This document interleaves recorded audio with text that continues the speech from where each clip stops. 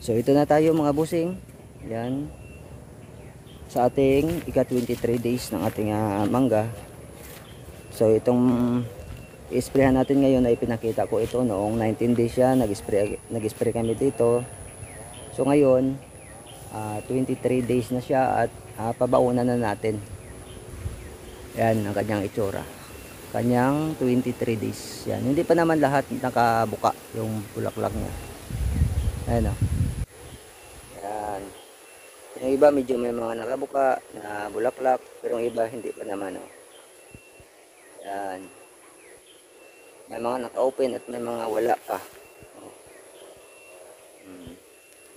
At sa tingin ko wala naman ng mga kalaban, mga hoppers, wala. Pero pabaunan ko lang siya mga busing para sigurado. Yan. Yan pang ibang puno natin. At yan. At dun pa sa baba. Yan. So ngayon ang gagamitin ko na fungicide ay Omega mula 14 days.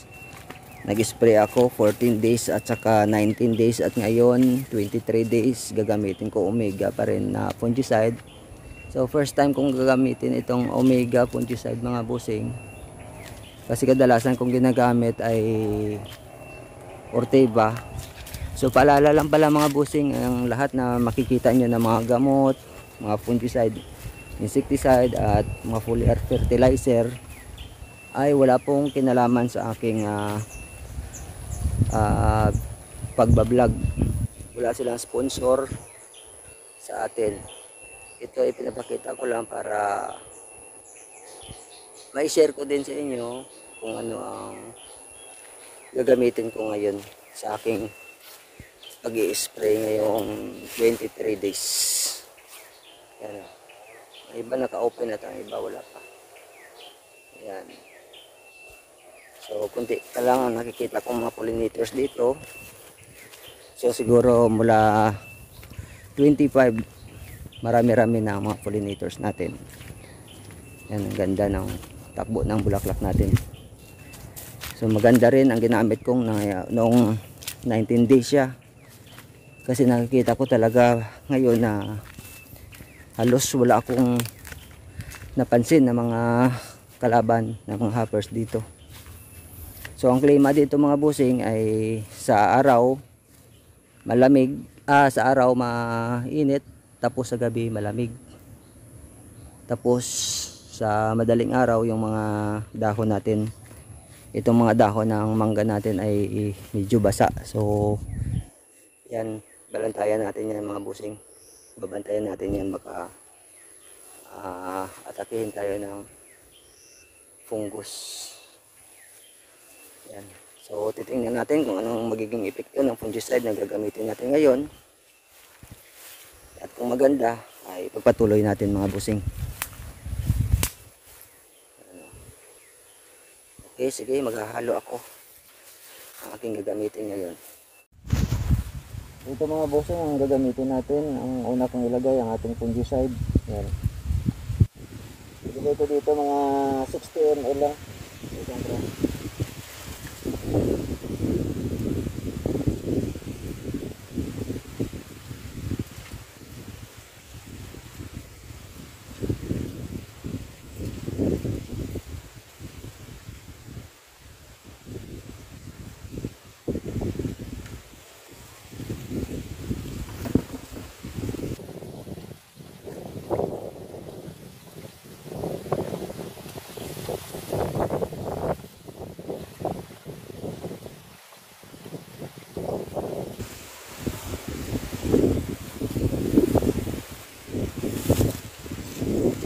Ito nga booking ang ating pagbabang sa first week.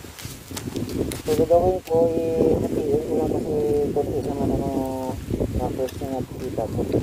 Wala naman dito sa gawin.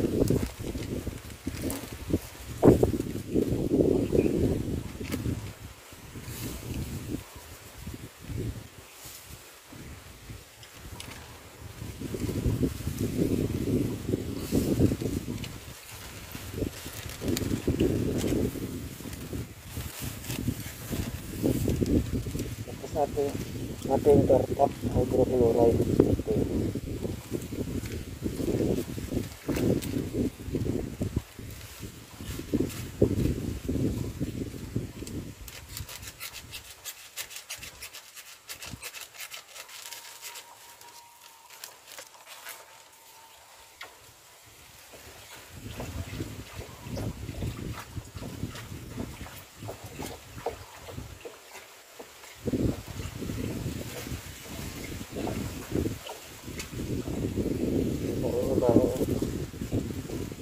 Ating propinipos, yan, propinipos, ilalagay ko 120 ml lang.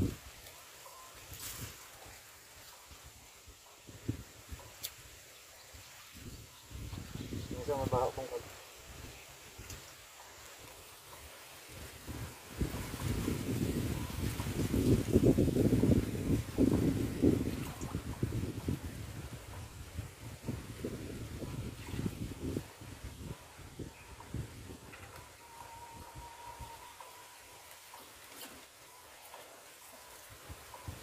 Tapos ating foliar fertilizer, bukasin.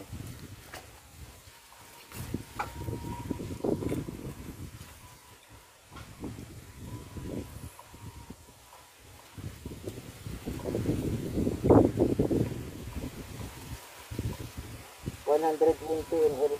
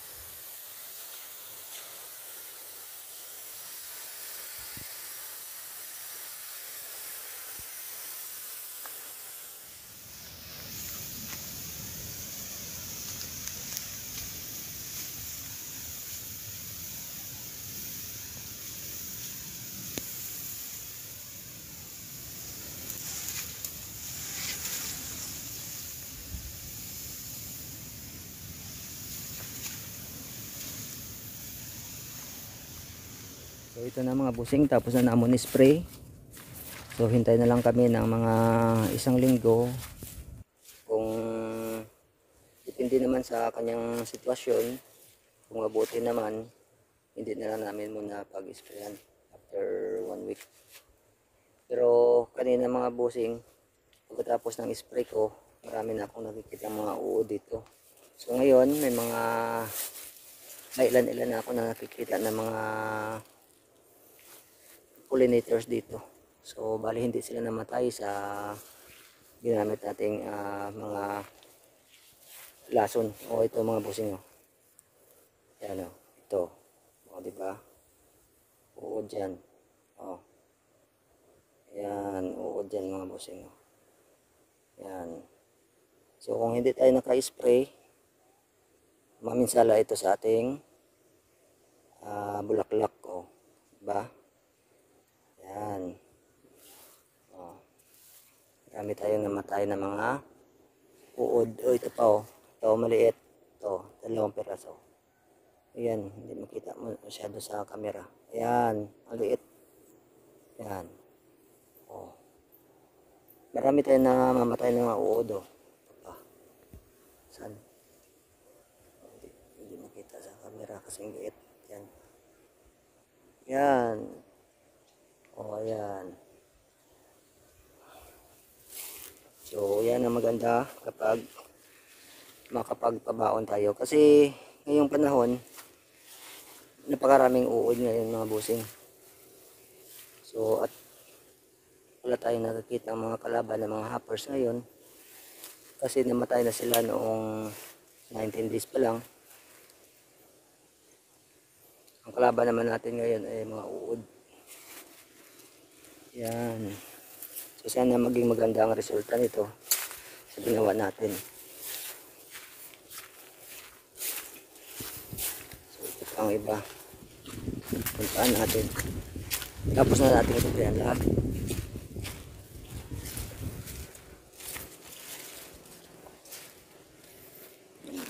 Bukas marami na tayong mga pollinators dito. Ito pa ang mga uod. Maliit ang mga uod ngayon, pero pagdating ng mga 27, 28, malaki na yan. At marami nang paminsala sa ating mga bulaklak. At yan minsan ng mga dahilan na hindi rin nagtutuloy ang mga butil natin. Yan. Sige mga busing, salamat sa panonood. Happy farming and God bless sa ating lahat.